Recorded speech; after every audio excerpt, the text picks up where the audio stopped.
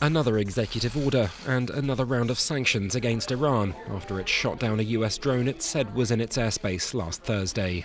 These measures represent a strong and proportionate response to Iran's increasingly provocative actions. We will continue to increase pressure on Tehran until the regime abandons its dangerous activities and its aspirations.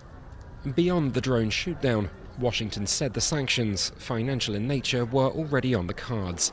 Apparently a means to push Tehran back to the negotiating table after the US pulled out of the international deal designed to curtail Iran's nuclear activities 2 years ago. We have sanctions against bad behavior, and there's no question that locking this money up worked last time, and there's no question locking the money up works now.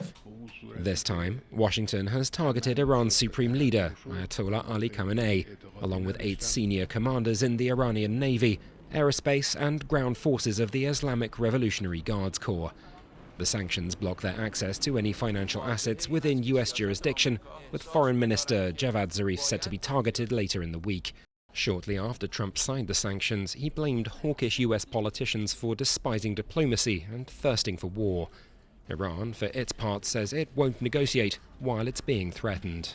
You cannot start a dialogue with somebody who is threatening you, who is intimidating you. How can we start a dialogue with somebody whose primary preoccupation is to put more sanctions on Iran? It all comes as the US's Secretary of State toured the Middle East, building support for an international coalition to face off against what Washington calls the military threat from Iran. While both Saudi Arabia and the UAE favour a hard line, there's already resistance from other quarters, in particular from Western Europe.